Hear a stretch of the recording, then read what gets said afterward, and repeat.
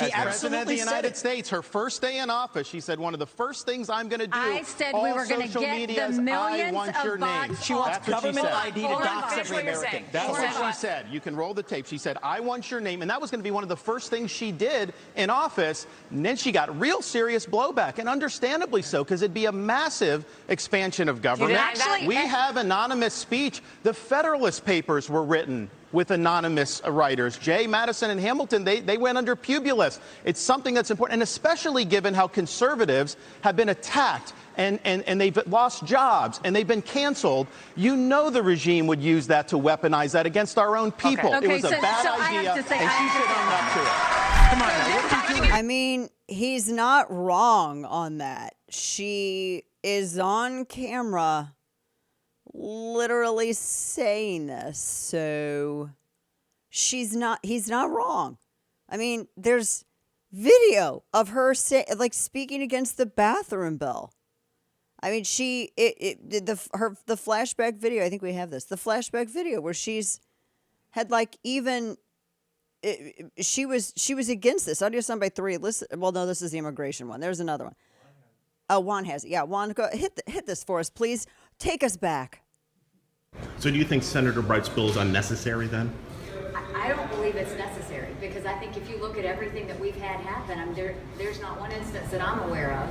I look at South Carolina, and we are, like I said, a state where we don't have to mandate respect and kindness, and I think that that's something that we have seen play out. And with that bill in 1999, we're not hearing any issues of religious liberty violations or anything else, and so I think we're in good standing. So when you say you don't know of any instance, you're talking about religious liberty, or are you talking about a transgender bathroom issue? Either.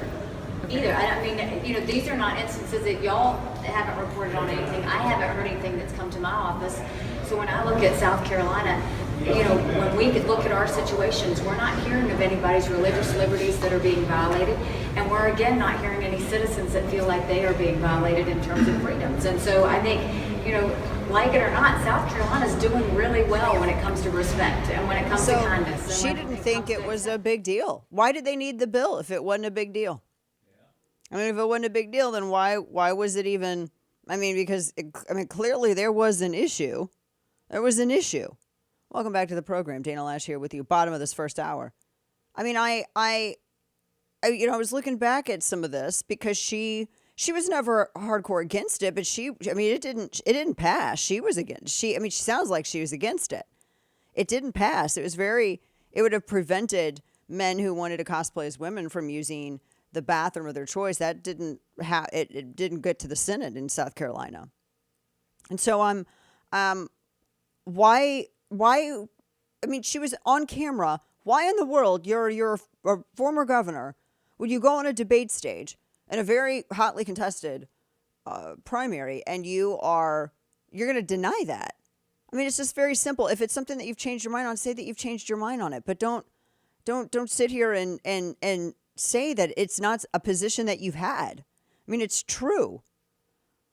I think there was this is, let's see here, audio soundbite 7. This was a cutting comeback because it popped up again later on in the debate.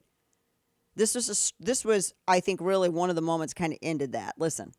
And this shows how hypocritical Ron continues to be. When he was running for governor and they asked him about that, he said he didn't think bathroom bills were a good use of his time. You can go look that up. I signed a bathroom bill in Florida, so that's obviously not true.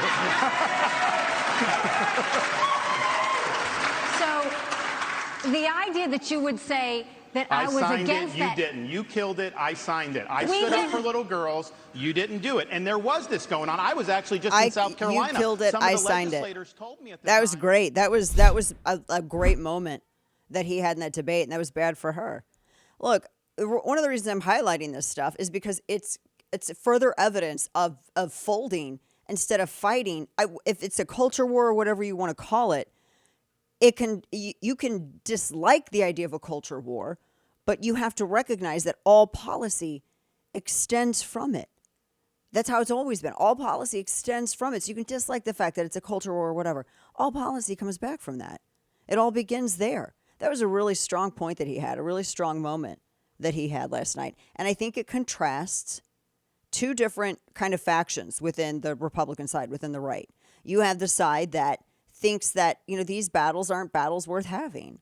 These battles are they're a distraction, or they're silly, or, well, you don't see the need.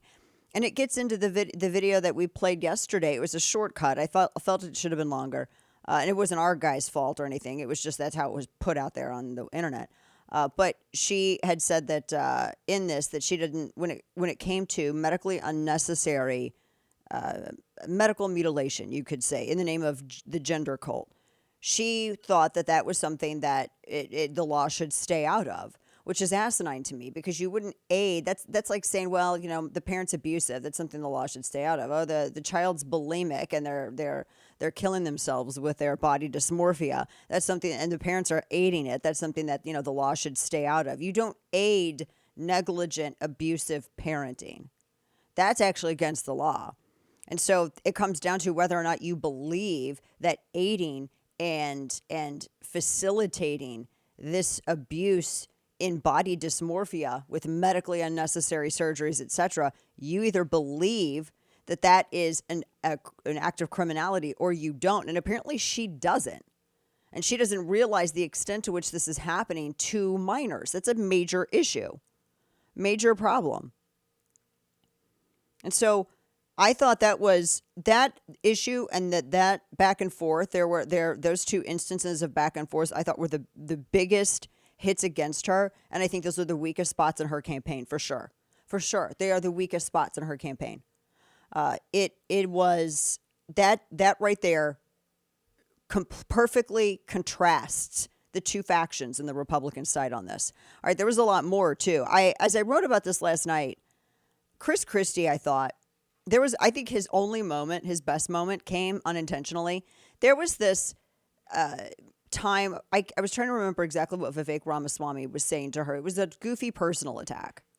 And I always just think you act like it's a flex. Some people think it's a flex to make a petty personal attack on someone, but it's just it's a red flag of defeat, or white flag of surrender is really what it is. It's a defeatist move. You have nothing else to go to avail yourself. So people go to these petty personal attacks. And I think that one thing that's being overlooked by a lot of the folks that cheer that style on is that it's loathed by independents. I mean, there are numerous surveys on this, and it's across the board. It is loathed by independents. And I'll say it again, all of this is determined in the margins, right? So I understand the point that Ramaswamy was making when it comes to sending sons and daughters to fight. Although he contradicted himself. Does he support now sending aid? Does he support aiding Taiwan or not? Because at first he was like, yeah, give them to China. Go ahead. And then he took it back. And then he got mad at the people who pointed out that he had said it in an interview on tape of his own mouth. Yes, we're just go ahead and let China have Taiwan. And then he's like, no, we'll send troops in. So I don't know. He's just as bad as the rest of them. He was just talking about let's just send troops to Taiwan. It was a weird back and forth. Anyway, there was one moment where he had this personal attack on Haley and Chris Christie. It was a quick second. And it was the time when the camera panned out. And it was, if you were on the stage looking at the audience, the camera shot was from the left side of the stage. And you could see Nikki Haley kind of gesture to Chris Christie, nod her head, and you can kind of see her say thanks. And he just nodded his head in acknowledgement. Not because they were friends. I think he was like the old grandpa on stage, right? He was like the grandpa on stage. He was just sort of tired of it. And and that wasn't the first time that Ramaswamy had done that as well. He also had this audio soundbite 9. This was, and then apparently Christie got mad over this and said something to the debate moderators. Listen. We learned 3 things right there. First of all, Chris Christie also doesn't know what provinces in eastern Ukraine he actually wants us to fight for. Chris, your version of foreign policy experience was closing a bridge from New Jersey to New York. Yeah. So do everybody a favor, just walk yourself off that stage, enjoy a nice meal, and get the hell out of this race. So that's a fat joke? I mean, it's okay, Kane, if we make fat jokes. But I don't want I don't think that's a flex for a candidate on stage. That's low T energy, dude. I don't like that. That's not clever. It's not. You look like a dumbass when you do it. It just looks weak. I can't stand that. Whenever I see people doing that stuff, and they're politicians, like, we can do it because that's what we do, right? Like, I do not pretend to be a statesman, okay? I give you insight, and then I'll give you some opinions. They're two different things. But I don't like it when I see my candidates do this, because you're supposed to be more put together than all of us, right? That's why you're on the stage, right? You're supposed to have the facts at hand, and you're supposed to be way better than all of us at this stuff. Isn't that why you're running? Yeah, I mean, I'm not going to vote for somebody who's worse than me on stuff, right? That's what that signals to me. When I see someone that thinks that pettiness is a substitute for wit, I just think, why would I vote for somebody as good or worse than me? And then it makes me not like that person. That's not my fault. That's that person. That's a candidate's fault for telegraphing that. I just think that he seems like, again, Michael Anthony Hall from 16 Candles. I think that is the extent of his reach when it comes to rhetorical skill. He's not a great debater, and it sounded like that was a manufactured response as well. I had some of his fans getting mad at me all day. I don't even care. I have been hated by the establishment. I've been hated by new people who act like outsiders, but they're really more establishment than the establishment. I have been through that. I've been doing this since I was in my early 20s. So I get it. I've been in the streets. I've canvassed. I've done all that stuff. I have seen it all. I have been around it all. I have heard it all. This ain't new. It ain't new. So now I'm not saying I probably wouldn't dislike him personally. I mean, he's been on the show several times and we got along fine. As a presidential candidate, no. There's just certain people, you can like them, but they may not be the best for the role, right? They may not be the best for the position. It's like you got to look at it like a sports team. You may like player X, but they're not as good as player Y at this position, right? Maybe they're not a starter. But, maybe they'll come in clutch when it comes in. I mean, everybody's got a different role to play, and it's fine to acknowledge that. Not everybody can be president of the United States, and not everybody should be. But that was just some of the stuff. I feel like this debate was the debate where we're going to find out the biggest policy differences between some of these candidates. And then also, we're just going to air all the petty grievances that they all have with each other. And that's kind of it. I will say that this debate was the first time that Haley named Trump and criticized him from the debate stage.